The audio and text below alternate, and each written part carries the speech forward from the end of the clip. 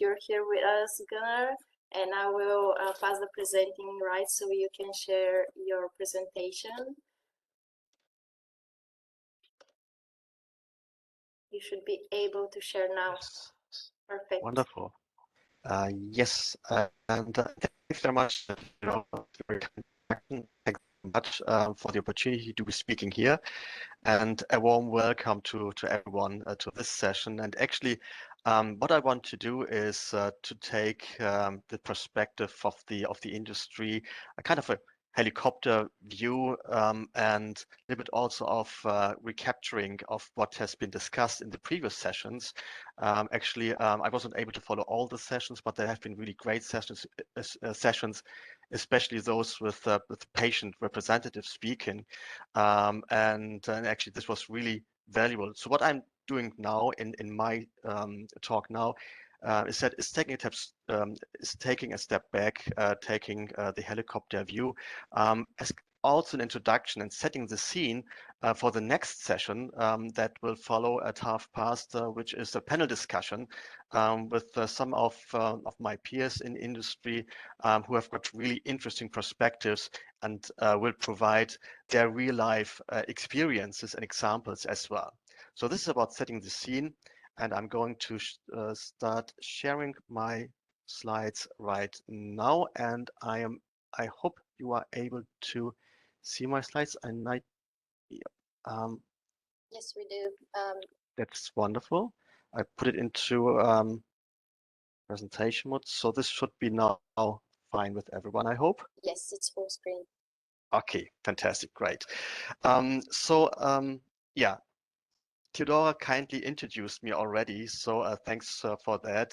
So indeed, I'm responsible for our partnerships of cancer patient organizations across Europe at Daiichi Sankyo, and in my role, actually, I'm working in two directions. So first of all, I bring in the patient perspective into our company. As Theodora said, I'm here working truly interdisciplinary, cross-functional, and at the same time also then I build up also the picture, the profile of Daiichi Sankyo towards the patient community. We want to be seen as a trusted partner to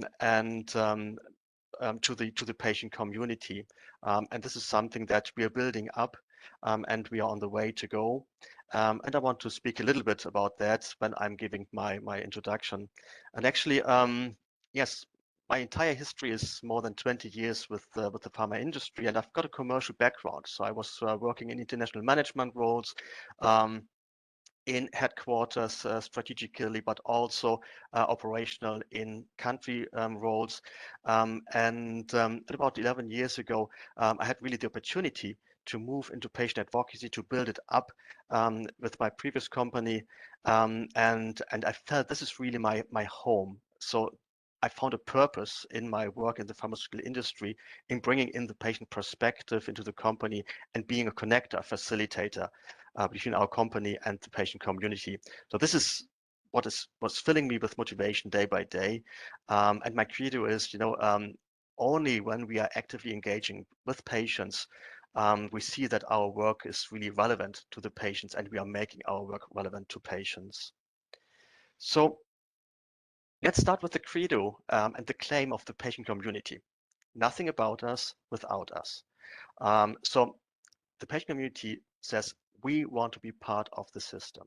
We want to accompany really research and development as early as possible. We want to accompany the process up to patient access. We want to be sitting at the table when decisions are taken, when assessments are done. So yes, patients, they want to be in control. Patient representatives, they want to be amongst the decision makers.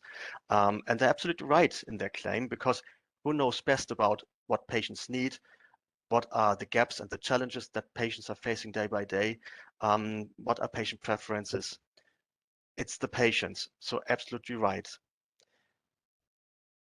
And if you look into the mottos of pharmaceutical companies, actually all of us, we do have something in our motto, in our credo, which speaks towards our motivation and our commitment towards the patient community. So taking the example of my company, Daiichi Sankyo, we say passion for innovation and compassion for patients. So what it means is that we are coming really with a research background. We are researchers, we are in science, and of course we are really thrilled by developing innovation and bringing innovation to the market, to the patients. And we want to do it by showing and acting compassionately for patients. So that means it starts with we want to understand the patients, their needs, their expectations towards treatments, and we want to act upon the expectations that the patient community have. And we're doing this with empathy, with true commitment.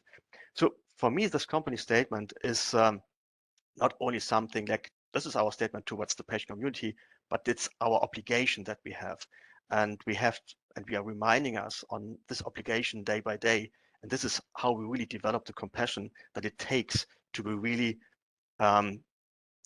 providing, developing value and benefits to the patient community. We put the patient at the center of everything we do. I bet you can quote any leader in the pharmaceutical industry on this statement. You can read it everywhere, and I bet that every pharma company somewhere on their website in their reports have this sentence stated. We put the patient at the center of everything we do. Do we? Do we really put the patient at the center of everything we do? Always? It's a very big statement. And indeed, if you're looking into the opportunities, how we engage the patients in our acting, then we see that it spans the entire life cycle, the entire, let's say, organization, really from early development up to then market authorization, patient access, and beyond. And here, this picture, actually, this graph might be very well known to many of us here in the meeting, is taken actually from the patient community. It's used by UParty or the Patient Focused Medicine Development Initiative, which really, outlines, all the opportunities, the methodologies, the ways how to gauge patient insights, how to engage with patients on developing solutions for patients. Here on the example, really on the research and development. So it spans the entire life cycle, from early development to commercialization, and in the preparation, in the conduct, and beyond of clinical studies, in this case here. And what we also learned from actually from the patient community, and this is something that actually is taken from the Advocacy and also used by UParty, early engagement of patients has the highest impact. And that's natural, of course. When we're deciding on, where should we research, how do we set up our clinical study programs, what are relevant endpoints, what outcome measures should we track, ask this before we start that, right? Do this when when we're having all these questions in mind. And if we incorporate the patient perspective at that stage, then it has got the highest impact. Because then we know that our development programs is really speaking to the needs of the patients. Then the outcome will has an impact, and this will inform then also the assessments of regulators, of health technology assessors, meaningful, because we're having the right data at hand when we're submitting our dossiers. When we are looking now how and when patient involvement is happening in practice, then actually our eyes are opened because we see that it's happening rather late in the process. So this is the current standard, and I think we are moving slowly in the direction of earlier engagement, but still today, I would say this graph is right. It's happening rather late in the process. And why is that?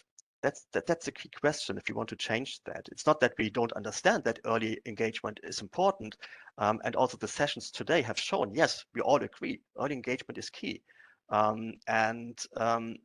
Still it's happening later in the process.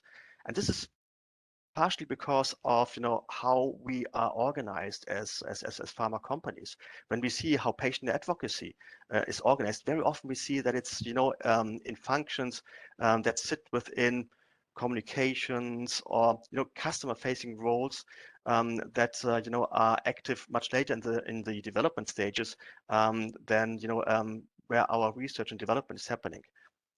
We will see later on examples how this is changing, how this is also different, but still today, very often we see, or let's say majority of cases, is that patient engagement is set up rather late also in the organizational setup.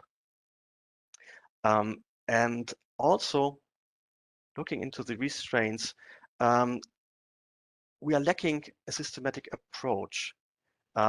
So we're having gaps in our company strategy that really pulls through patient engagement from early on to the, let's say, late stage of our development. We are still working a lot in silos, where really it's a handover from early development to to then phase 2, phase 3 development, and then commercialization.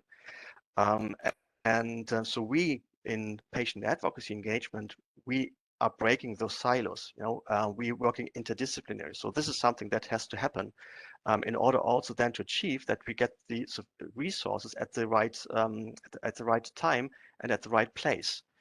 Because very often we hear, oh yes, we don't have the resources to do so, so we have to focus. Okay, if we focus, then focus on the right thing.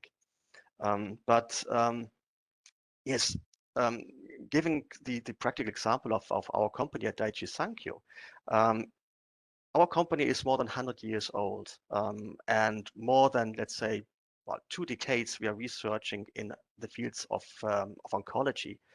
2-3 years ago, we bought our first compound to patients in the US, and beginning of last year in Europe as well. And this is actually when patient advocacy was built up. So our function, global patient advocacy, was built 4 years ago.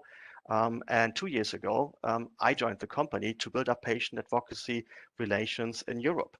So, and of course, then the immediate, let's say, need that was seen was with those compounds or those indications, we're working in cancer indications that are coming next to patients.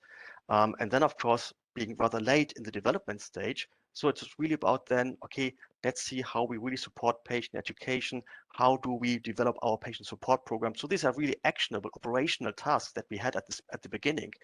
And now, as we really getting more and more mature in our acting, we are moving then to the earlier stage where, so look, now we've got the opportunity, and also with the experience that we are gaining as a company and as an organization, to the earlier stages.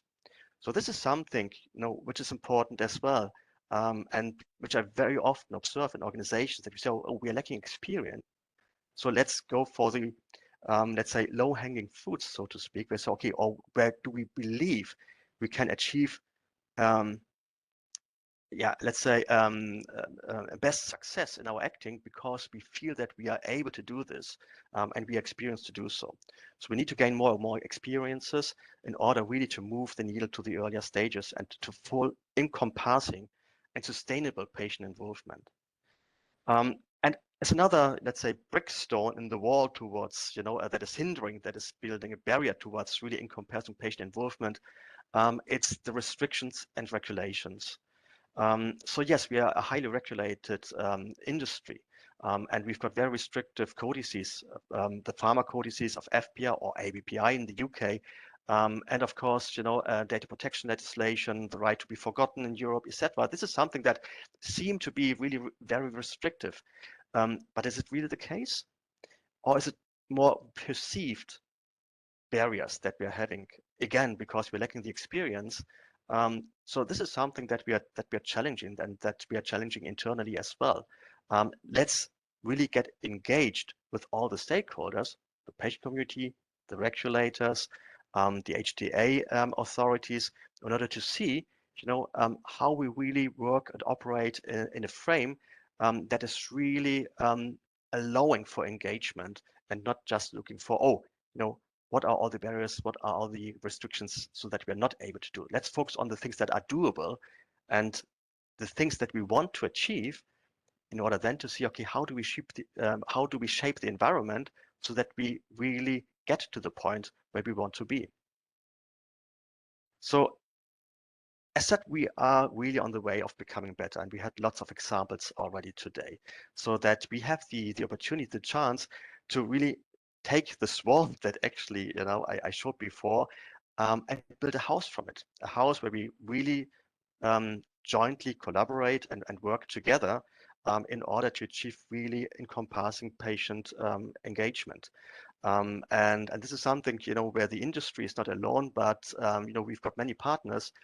First of all, the patient community, the patient advocacy groups who are supporting us there, and also all the other stakeholders, like, the scientific institutions, the regulatory authorities who really invite us and also, demand us to include patient perspectives, like the FDA or EMA. They say, yes, provide patient evidence in your in your submission dossiers.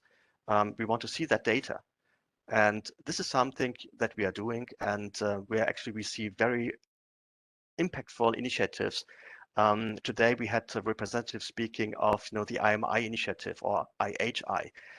So the party program was mentioned. We see IMI Prefer, which speaks about generating patient preferences to incorporate this into our submissions as well. And those evidence may be generated by the patient community. So this is something that we're taking on as well, or at the minimum with the patient community. So there's many things that are happening so that we can really build a solid house from that. Looking into our company again, it all starts really with the patient-centric mindset. What does it mean, a patient-centric mindset? This is something, the aspiration that we have in providing value to the patient community, to the patients, and the ambition that we have in engaging with the patient community. And one ambition is that we want to come to a state where it's okay, everything that we are doing, we want to co-develop or co-create with the patient community. We want them to sit with us at the table when we are designing our clinical study programs, when we are developing patient information, etc. And this is a stepwise approach. To get to co-creation, it's a process that again needs to have experience. We need to gain experience as we go. So we may start really where we are today.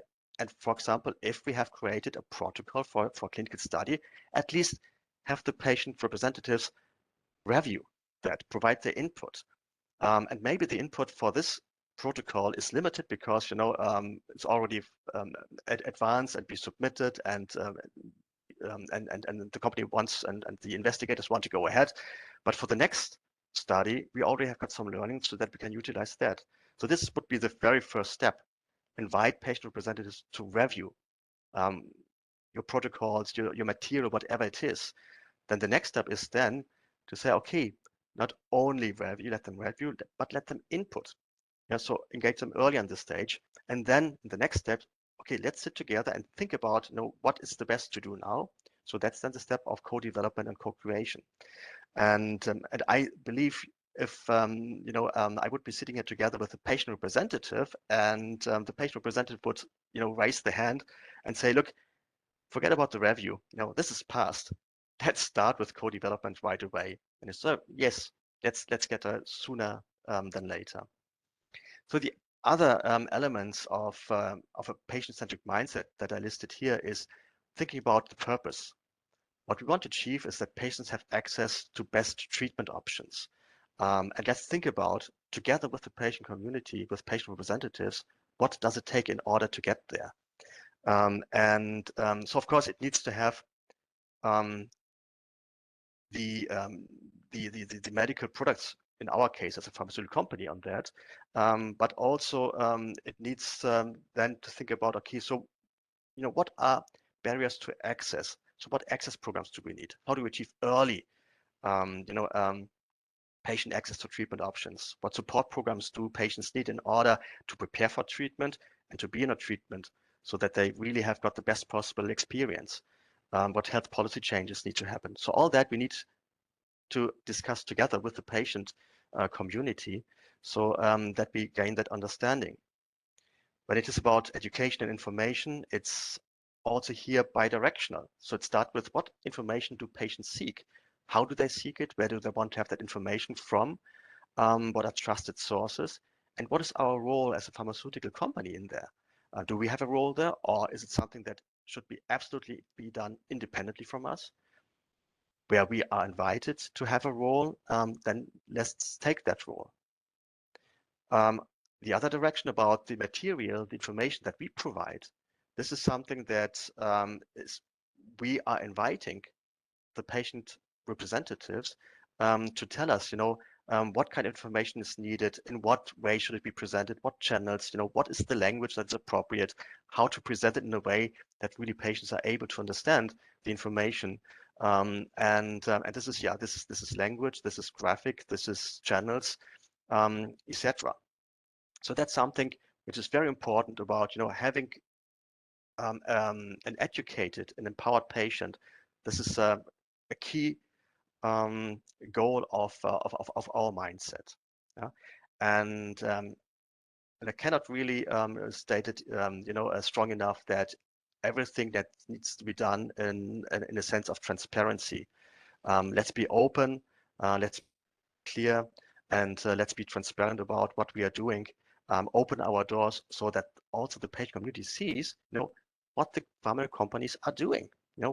So they need to understand us as an organism so that they really gain the trust to be willing also to engage with us.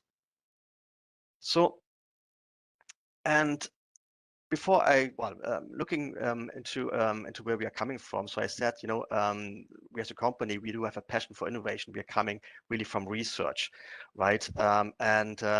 Let's change the perspective. Let's take the perspective of a patient, because patients are persons, and they're coming already a long way along. Yeah, and our treatment option, be it a medical drug or a procedure, is just one element, on their way in their life, and this is something that we have to respect as well. So so they're coming a long way, and they're going a hopefully long way, and we need to understand really, what the patient already have experienced, what are their expectations, what are also their fears, based also on past experiences. So what do they really need now, and what do they need next? So this is something that we are doing. We're conducting, let's say so-called patient journey exercises. I don't like the term journey, but really to understand, this entire path, to understand what are really moments of meaning, and what is it really that patients need on this path. And this illustration I like to use because before we showed the linear graph on on the development path, and the many opportunities of engagement, but this linear path would look like, okay, once you have accomplished this path, then the mission is accomplished. I see it differently. So it's an iterative process. We learn as we go. So and this is something, one thing that we learned and understood early on in the development process, we are utilizing at the later stages as well. And we're getting more and more clever. So one learning that we gained in one exercise, we then are able also to then utilize in the next phases, for the next compound, for the next indication, for the next program. So this is something, we're getting better and better in the way how we are engaging and involving, patients in our processes. And this is something that, looking into the perspectives, okay, what do we need? So first, it's important to understand the persons, as I said, so the personal experience of patients, but at the same time, the input that we need needs to be very skillful. Research is not an easy topic to understand, but it's very comprehensive. So we are glad to have really patient experts in the patient advocacy organizations who really, are able to speak to all the stakeholders at the same eye level. And that's why it's so essential to work with patient advocacy group for us, because they are combining the expertise in the different areas and at the same time, the personal experiences of the patients that they are representing. And this is the meeting point, actually, where when we meet the patient advocates and the healthcare industry, then we're engaging in a two-way interaction. And actually, when we engage with each other, we find that we have a mutual interest, right? We both want to foster research and development. We want to provide better treatment options. We want to really work interdisciplinary and cross-functionally based on principles of openness and trust. And in the end, we want to achieve that patients receive better treatments and that they're well educated, that they're empowered to take a treatment decision as well. So reliable, understandable information is key in there as well. So that's important. That's the key. And so that's why I see patient advocacy really as the connector. Patient advocacy, which is the patient advocacy groups, which is the patient advocacy discipline within a company, so that we work together really to achieve that really the patients are at the center of everything we do. It's a huge ambitions. We have gaps in there, but we are going our long way, and we are going on a good way. So with that, I like actually to summarize and actually lead over to our panel discussion, and by putting it very clear here about what is patient centricity, patient engagement versus patient advocacy? Because I see also, speaking to colleagues, speaking to peers, this is very often used very interchangeably. And important for me is to say, look, patient-centric, that's acting with having the patients and their interest in mind. And everyone working in the pharmaceutical industry, from accounting to warehousing, customer-facing or not, really shall be patient-centric and be reminded day by day on, why are we doing our work? We do have an initiative at Daiichi Sankyo where we actually have patient journey cards, as we call them, where actually patients gave us some statements, a snapshot of their daily life, what it is living with the condition. So these are real cancer patients. So each employee at Daiichi Sankyo received such a box with a set of cards, so that each morning we take a card, take a look, read it, and understand, why am I working today? Yeah. So for this person, for example, that really is looking for enhanced options. So that's patient centricity. Patient engagement is engaging with and for patients, and it's got many angles, many perspectives. This picture of this elephant here shows that, depending on where you stand, in which discipline you are, your perspective and your picture, your impression of an elephant is different. So so it needs to have also a view to take all these views together in order to build really the picture of the true elephant.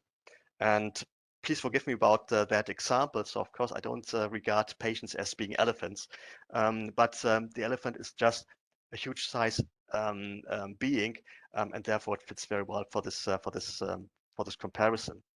And actually, patient advocacy, this is something which is so important, giving a strong voice to the patients so that they're able really to express their needs and their rights and get what they deserve, better treatment options.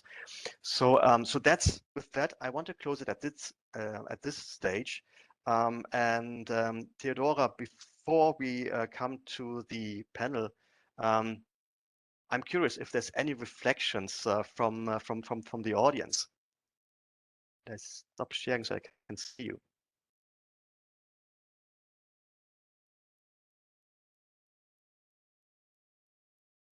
Okay, I see Gergana muted and Theodora as well. Can you hear me now? Yes, yes, Gergana. Yes.